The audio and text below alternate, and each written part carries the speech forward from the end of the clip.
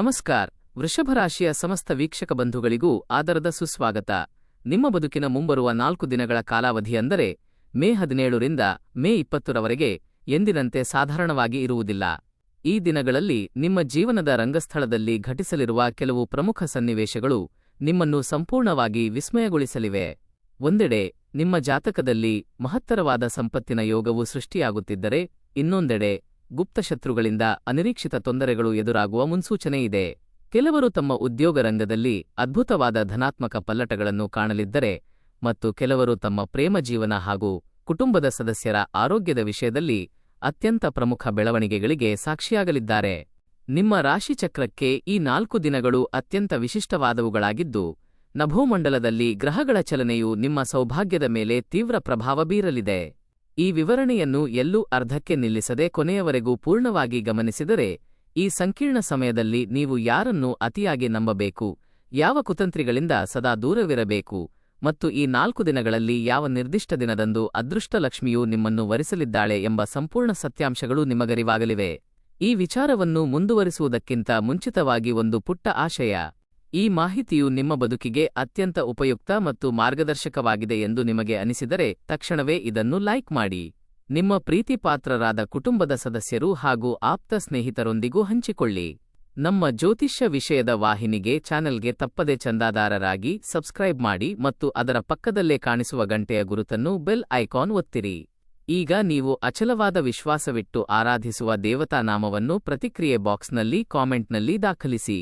ಓಂ ನಮಃ ಶಿವಾಯ ಅಥವಾ ಗೋವಿಂದ ಗೋವಿಂದ ಅಥವಾ ನಿಮ್ಮ ಇಷ್ಟದೇವತೆಯ ಹೆಸರನ್ನು ಬರೆಯಿರಿ. ನಿಮ್ಮ ನಿಷ್ಕಲ್ಮಶ ಭಕ್ತಿಗೆ ಆ ಭಗವಂತನ ಕೃಪಾಶೀರ್ವಾದಗಳು ಖಂಡಿತವಾಗಿಯೂ ಒದಗಿ ಬರಲಿವೆ. ಆದರೆ ಯಾವುದೇ ವಿಳಂಬವಿಲ್ಲದೆ ಮುಂಬರುವ ದಿನಗಳಲ್ಲಿ ವೃಷಭರಾಶಿಯವರ ಬದುಕಿನಲ್ಲಿ ಏನೆಲ್ಲಾ ಪವಾಡಗಳು ಸಂಭವಿಸಲಿವೆ ಎಂಬ ಸಂಪೂರ್ಣ ಜಾತಕದ ವಿಶ್ಲೇಷಣೆಯನ್ನು ನೋಡೋಣ. ವೃಷಭರಾಶಿಯ ಜಾತಕದವರು ಹೊರನೋಟಕ್ಕೆ ಅತ್ಯಂತ ಪ್ರಶಾಂತವಾಗಿ ಮತ್ತು ಗಂಭೀರವಾಗಿ ಕಂಡರೂ, ಅವರ ಅಂತರಂಗದ ಮನಸ್ಸಿನಲ್ಲಿ ಸದಾ ತೀವ್ರವಾದ ಹಾಗೂ ಆಳವಾದ ಆಲೋಚನೆಗಳು ಸುಳಿದಾಡುತ್ತಿರುತ್ತವೆ.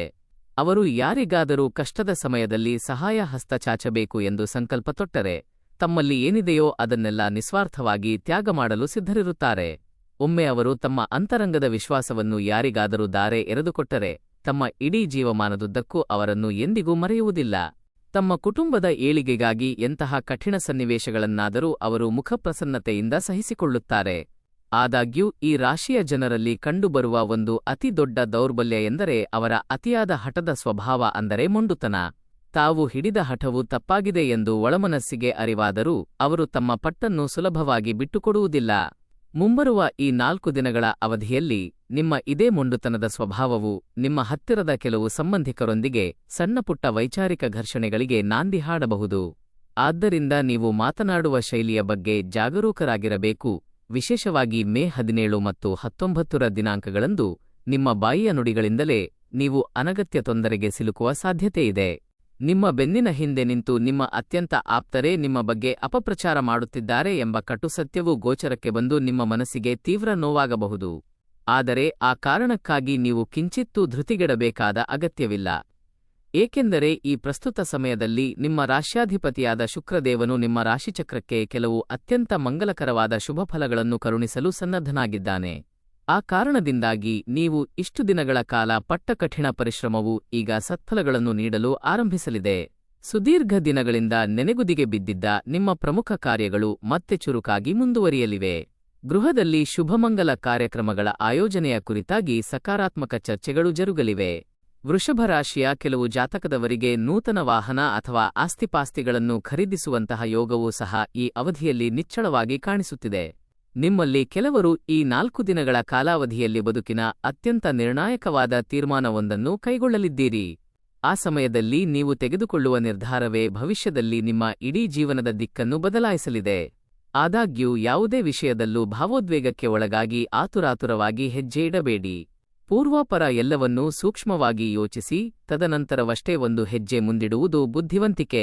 ಈ 4 ದಿನಗಳಲ್ಲಿ ಶಾರೀರಿಕ ಆರೋಗ್ಯದ ವಿಷಯದಲ್ಲಿ ಕೊಂಚ ಹೆಚ್ಚಿನ ಕಾಳಜಿ ವಹಿಸುವುದು ಅತ್ಯಗತ್ಯ.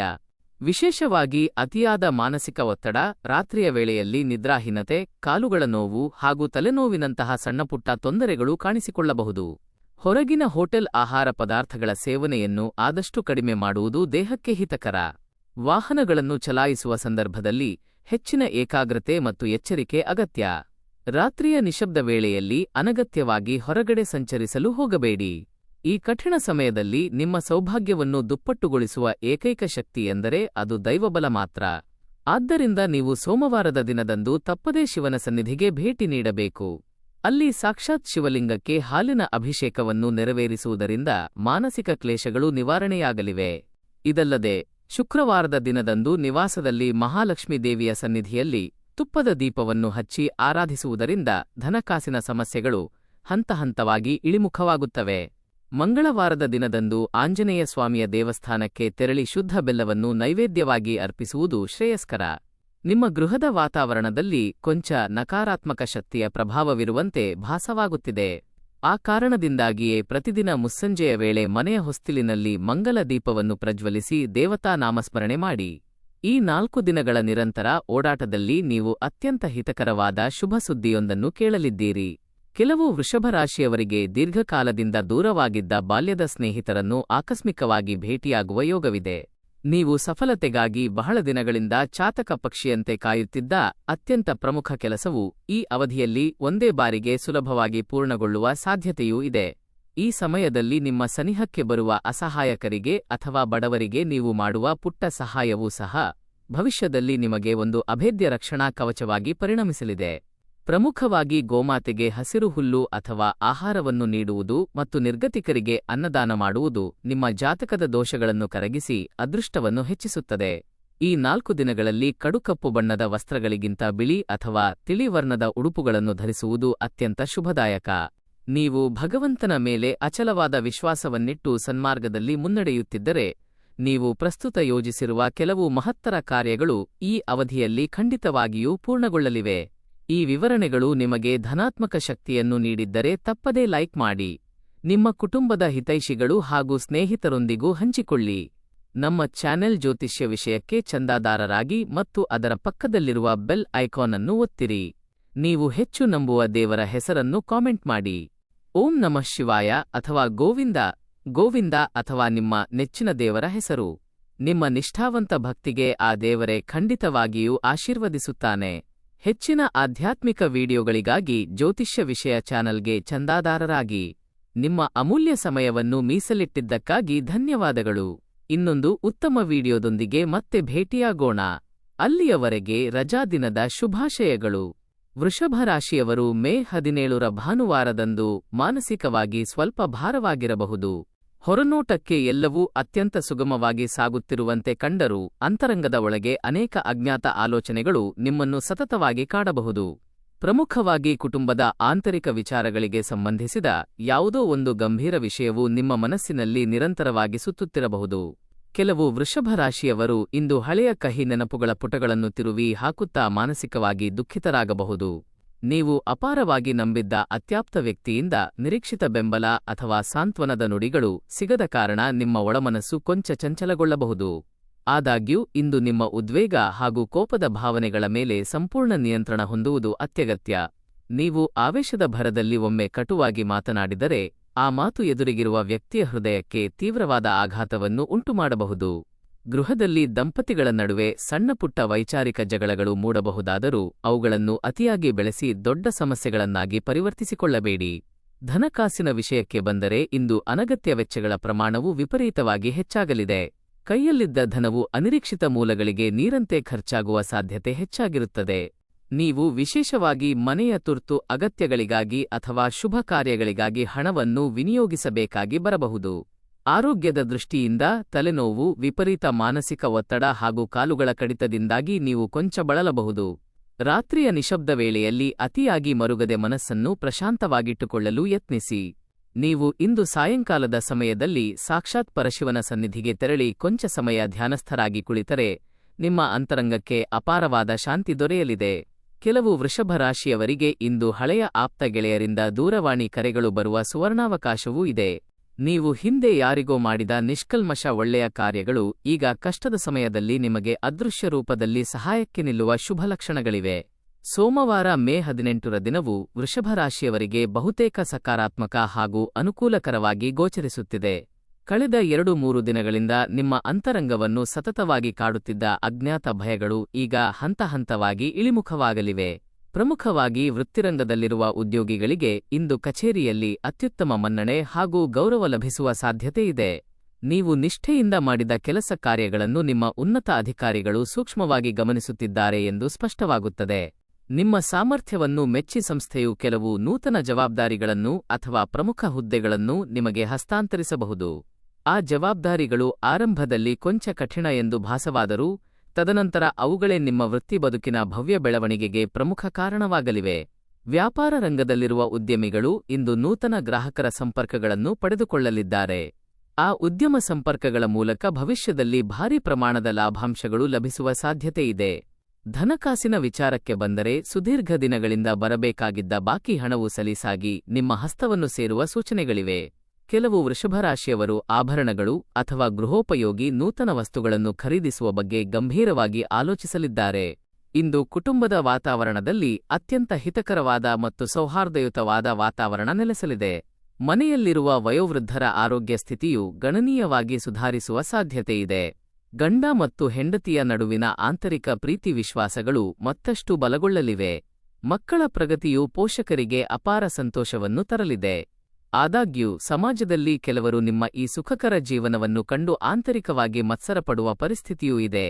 ಆದ್ದರಿಂದಲೇ ನಿಮ್ಮ ವೈಯಕ್ತಿಕ ಗೃಹ ವಿಚಾರಗಳನ್ನು ಹೊರಗಿನ ಅಪರಿಚಿತರೊಂದಿಗೆ ಹೆಚ್ಚು ಹಂಚಿಕೊಳ್ಳಬೇಡಿ.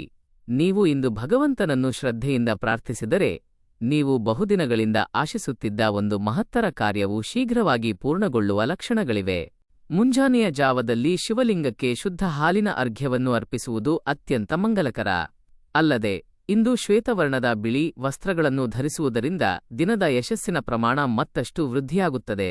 ಇಂದು ನೀವು ಮಾಡುವ ಪ್ರತಿಯೊಂದು ಸತ್ಕಾರ್ಯವೂ ಭವಿಷ್ಯದಲ್ಲಿ ನಿಮಗೆ ದೊಡ್ಡ ಆಶೀರ್ವಾದವಾಗಿ ಮರಳಿ ಬರಲಿದೆ. ವೃಷಭರಾಶಿಯ ಜಾತಕದವರು ಮೇ 19 ಮಂಗಳವಾರದ ದಿನದಂದು ಅತ್ಯಂತ ಜಾಗರೂಕರಾಗಿ ಇರಬೇಕಾದುದು ಅನಿವಾರ್ಯ. ಇಂದು ಅಂಗಾರಕನ ಮಂಗಳನ ತೀಕ್ಷ್ಣ ಪ್ರಭಾವದ ಕಾರಣದಿಂದಾಗಿ ನಿಮ್ಮಲ್ಲಿ ಕಾರಣವಿಲ್ಲದೆ ಕೋಪ, ಉದ್ವೇಗ ಹಾಗೂ ಕ್ರೋಧದ ಭಾವನೆಗಳು ಹೆಚ್ಚಾಗುವ ಸಾಧ್ಯತೆಯಿದೆ. ನೀವು ಉದ್ದೇಶಪೂರ್ವಕವಲ್ಲದೆ ಆಡುವ ಸಣ್ಣ ಮಾತು ಕೂಡ ದೊಡ್ಡ ಮಟ್ಟದ ವಿವಾದವಾಗಿ ರೂಪಾಂತರಗೊಳ್ಳುವ ಮುನ್ಸೂಚನೆಯಿದೆ. ವಿಶೇಷವಾಗಿ ವೃತ್ತಿರಂಗದಲ್ಲಿರುವವರು ತಮ್ಮ ಸಹೋದ್ಯೋಗಿಗಳೊಂದಿಗೆ ಅಥವಾ ಮೇಲಧಿಕಾರಿಗಳೊಂದಿಗೆ ಯಾವುದೇ ಕಾರಣಕ್ಕೂ ಅನಗತ್ಯವಾದ ವಿವಾದಗಳಿಗೆ ಇಳಿಯಬಾರದು. ವ್ಯವಹಾರ ರಂಗದಲ್ಲಿರುವವರು ತಮ್ಮ ಪಾಲುದಾರರ ಪಾರ್ಟ್ನರ್ಗಳ ನಡವಳಿಕೆಗಳ ಬಗ್ಗೆ ತೀವ್ರ ನಿಗಾ ವಹಿಸಬೇಕು. ಧನಕಾಸಿನ ಲೆಕ್ಕಾಚಾರದ ವ್ಯವಹಾರಗಳಲ್ಲಿ ಸಣ್ಣಪುಟ್ಟ ಲೋಪದೋಷಗಳು ಜರುಗುವ ಸಾಧ್ಯತೆಯಿದೆ. ನೀವು ಈ ದಿನ ಯಾರಿಗಾದರೂ ಹಣವನ್ನು ಸಾಲದ ರೂಪದಲ್ಲಿ ನೀಡಿದರೆ ಆ ಧನವು ಸಕಾಲಕ್ಕೆ ಮರಳಿ ಬಾರದೆ ತೀವ್ರ ವಿಳಂಬವಾಗಬಹುದು.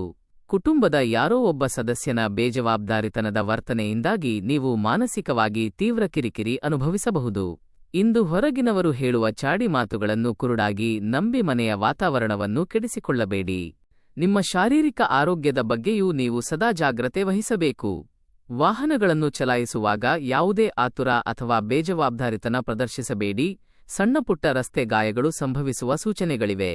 ಹೊರಗಿನ ಅಶುದ್ಧ ಆಹಾರ ಪದಾರ್ಥಗಳ ಸೇವನೆಯನ್ನು ಪೂರ್ಣವಾಗಿ ತ್ಯಜಿಸುವುದು ಒಳಿತು.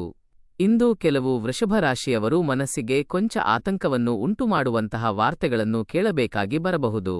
ಆದರೆ ಆ ಭೀತಿಯು ದಿನದ ಅಂತ್ಯದ ವೇಳೆಗೆ ತಾನಾಗಿಯೇ ಹಗುರವಾಗಲಿದ್ದು ಯಾವುದೇ ದೊಡ್ಡ ಆಪತ್ತಾಗಿ ಪರಿಣಮಿಸುವುದಿಲ್ಲ. ನೀವು ಭಗವಂತನ ಶಕ್ತಿಯ ಮೇಲೆ ಅಚಲ ನಂಬಿಕೆಯಿಡಬೇಕು. ಇಂದು ಆಂಜನೇಯ ಸ್ವಾಮಿಯ ದೇವಸ್ಥಾನಕ್ಕೆ ಭೇಟಿ ನೀಡಿ ಕಪಿಲ ದೇವನಿಗೆ ಬೆಲ್ಲವನ್ನು ಅರ್ಪಿಸುವುದು ಅತ್ಯಂತ ಶ್ರೇಷ್ಠ. ಅಲ್ಲದೆ ಓಂ ಹನುಮತೇ ನಮಃ ಎಂಬ ಮಹಾಮಂತ್ರವನ್ನು 108 ಬಾರಿ ಜಪಿಸುವುದರಿಂದ ನಿಮ್ಮ ಆಂತರಿಕ ಮಾನಸಿಕ ಶಕ್ತಿ ವೃದ್ಧಿಯಾಗುತ್ತದೆ. ನಿಮ್ಮ ಸುತ್ತಮುತ್ತಲೂ ಸದಾ ನಕಾರಾತ್ಮಕ ಆಲೋಚನೆಗಳನ್ನು ಬಿತ್ತುವ ಕುತಂತ್ರಿಗಳು ಇದ್ದಾರೆ ಎಂದು ಗ್ರಹಚಾರವು ಎಚ್ಚರಿಸುತ್ತಿದೆ. ಆದ್ದರಿಂದಲೇ ನಿಮ್ಮ ಬದುಕಿನ ಗುಟ್ಟನ್ನು ಎಲ್ಲರ ಮುಂದೆಯೂ ಬಿಚ್ಚಿಡಬೇಡಿ. ಇಂದು ರಾತ್ರಿಯ ವೇಳೆಯಲ್ಲಿ ನಿಮ್ಮ ಕುಟುಂಬದ ಸದಸ್ಯರೊಡನೆ ಪ್ರಶಾಂತವಾಗಿ ಕುಳಿತು ಸಂಭಾಷಣೆ ನಡೆಸಿದರೆ ಅನೇಕ ಕಠಿಣ ಸಮಸ್ಯೆಗಳು ಸುಲಭವಾಗಿ ಬಗೆಹರಿಯಲಿವೆ. ನೀವು ತಾಳ್ಮೆಯಿಂದ ಪರಿಸ್ಥಿತಿಯನ್ನು ಎದುರಿಸಿದರೆ ಇಂದು ಬರಲಿದ್ದ ದೊಡ್ಡ ಮಟ್ಟದ ವಿಪತ್ತು ಕೂಡ ಸಾಧಾರಣವಾಗಿ ಕರಗಿ ಹೋಗುತ್ತದೆ. ಬುಧವಾರದ ದಿನದಂದು ಸಾಕ್ಷಾತ್ ಶ್ರೀಮನ್ನಾರಾಯಣನ ಅಥವಾ ವೆಂಕಟೇಶ್ವರ ಸ್ವಾಮಿಯ ದರ್ಶನ ಭಾಗ್ಯವನ್ನು ಪಡೆದರೆ ಅತ್ಯುತ್ತಮ ಸತ್ಫಲಗಳು ಪ್ರಾಪ್ತಿಯಾಗುತ್ತವೆ. ಹಳದಿ ಅಥವಾ ತಿಳಿ ವರ್ಣದ ಶುಭ ವಸ್ತ್ರಗಳನ್ನು ಧರಿಸುವುದು ಮಂಗಲಕರ. ಇಂದು ನೀವು ಭಕ್ತಿಯಿಂದ ಮಾಡುವ ಪ್ರಾರ್ಥನೆಗಳು ಅತ್ಯಂತ ಶೀಘ್ರವಾಗಿ ಈಡೇರುವ ಸಕಾರಾತ್ಮಕ ಲಕ್ಷಣಗಳಿವೆ. ವೃಷಭರಾಶಿಯವರು ಈ 4 ದಿನಗಳ ಅವಧಿಯಲ್ಲಿ ತಮ್ಮ ಪ್ರೇಮ ಜೀವನ ಹಾಗೂ ಕೌಟುಂಬಿಕ ಸಂಬಂಧಗಳ ವಿಷಯದಲ್ಲಿ ಅತ್ಯಂತ ವಿವೇಕದಿಂದ ವರ್ತಿಸಬೇಕು. ನಿಮ್ಮ ಅಂತರಂಗದ ನೈಜ ಭಾವನೆಗಳನ್ನು ಸರಿಯಾದ ಶೈಲಿಯಲ್ಲಿ ವ್ಯಕ್ತಪಡಿಸಲು ವಿಫಲರಾದರೆ ಸಂಬಂಧಗಳಲ್ಲಿ ತಪ್ಪು ತಿಳುವಳಿಕೆಗಳು ದುಪ್ಪಟ್ಟಾಗುವ ಸಾಧ್ಯತೆಯಿದೆ. ಪ್ರೀತಿಯ ಬಂಧನದಲ್ಲಿರುವವರಿಗೆ ಸಣ್ಣಪುಟ್ಟ ಮನಸ್ತಾಪಗಳು ಮೂಡಿದರೂ ಅವು ಹೆಚ್ಚು ದಿನಗಳ ಕಾಲ ಶಾಶ್ವತವಾಗಿ ಉಳಿಯುವುದಿಲ್ಲ.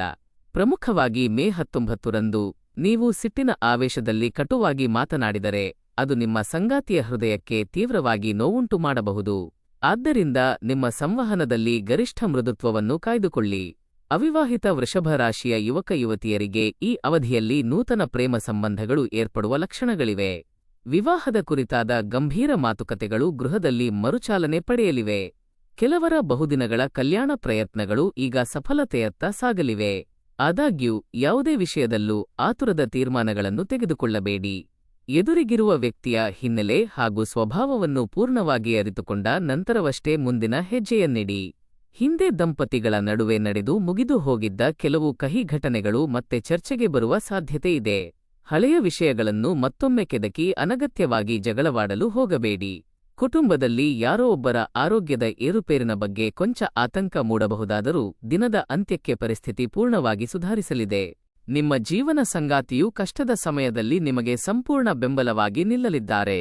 ಈ ನಿರ್ದಿಷ್ಟ ಕಾಲಘಟ್ಟದಲ್ಲಿ ನಿಮ್ಮ ಬದುಕಿನಲ್ಲಿ ಯಾರು ನಿಮ್ಮನ್ನು ನಿಜವಾಗಿ ಪ್ರೀತಿಸುತ್ತಿದ್ದಾರೆ ಮತ್ತು ಯಾರು ಕೇವಲ ಸ್ವಾರ್ಥಕ್ಕಾಗಿ ನಟಿಸುತ್ತಿದ್ದಾರೆ ಎಂಬ ಸತ್ಯವು ನಿಮಗರಿವಾಗಲಿದೆ.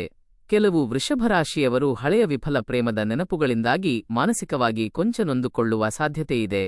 ಆದರೆ ಕಹಿ ಇತಿಹಾಸವನ್ನು ಮರೆತು ಭವಿಷ್ಯದ ಕಡೆಗೆ ಮುನ್ನಡೆಯುವುದೇ ಜಾಣತನ. ನಿಮ್ಮ ಬದುಕಿನಲ್ಲಿ ನೂತನ ಆಶಾದಾಯಕ ಬೆಳಕು ಮೂಡಲು ಇದು ಅತ್ಯಂತ ಸೂಕ್ತವಾದ ಸಮಯವಾಗಿದೆ. ಈ 4 ದಿನಗಳ ಕಾಲಾವಧಿಯು ವಿದ್ಯಾರ್ಥಿ ಸಮೂಹಕ್ಕೆ ಕೊಂಚ ಮಾನಸಿಕ ಒತ್ತಡವನ್ನು ತರುವಂತೆ ಕಂಡುಬಂದರೂ ದಿನದ ಅಂತ್ಯದಲ್ಲಿ ಅವರು ಅತ್ಯುತ್ತಮ ಸಾಧನೆಯನ್ನು ಮಾಡುವ ಶುಭಲಕ್ಷಣಗಳಿವೆ. ನೀವು ನಿಮ್ಮ ವಿದ್ಯಾಭ್ಯಾಸದ ಕಡೆಗೆ ಪೂರ್ಣ ಗಮನ ಹರಿಸಬೇಕು ಎಂದು ಆಶಿಸಿದರೂ ಏಕಾಗ್ರತೆಯ ಕೊರತೆಯಿಂದಾಗಿ ಸಂಪೂರ್ಣವಾಗಿ ತೊಡಗಿಸಿಕೊಳ್ಳಲು ಸಾಧ್ಯವಾಗದೇ ಇರಬಹುದು.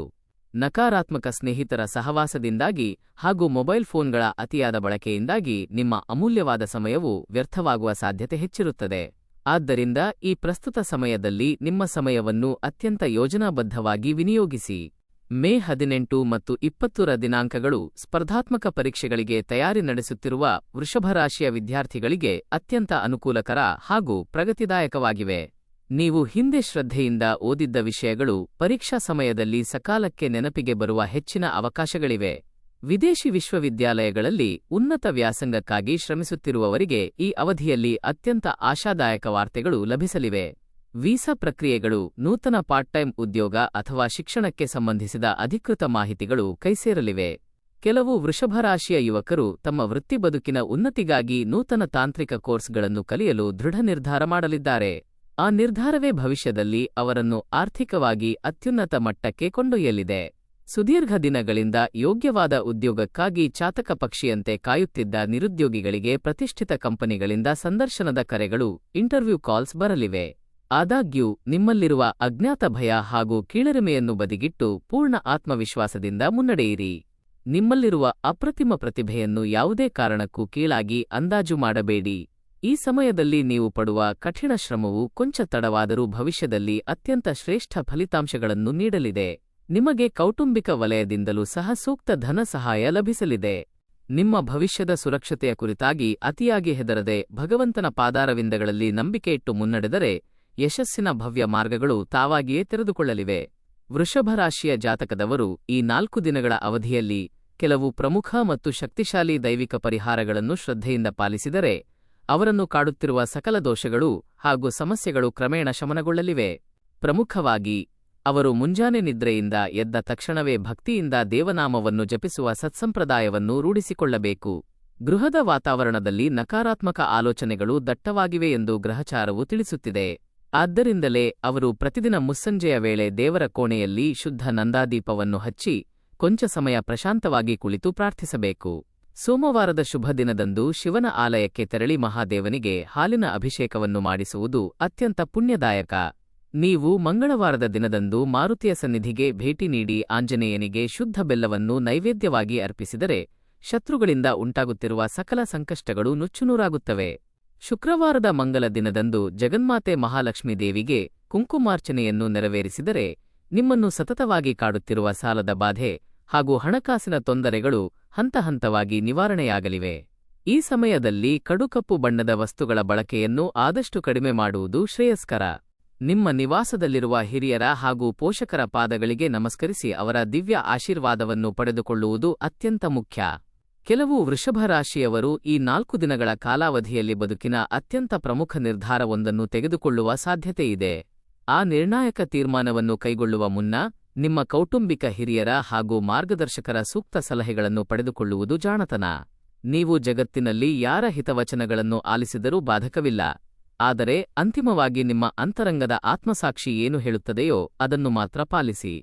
ಏಕೆಂದರೆ ನಿಮ್ಮ ಸ್ವಂತ ಬುದ್ಧಿವಂತಿಕೆ ಮಾತ್ರ ನಿಮ್ಮ ಬದುಕನ್ನು ಉನ್ನತ ಸ್ಥಾನಕ್ಕೆ ಕೊಂಡೊಯ್ಯಬಲ್ಲದು.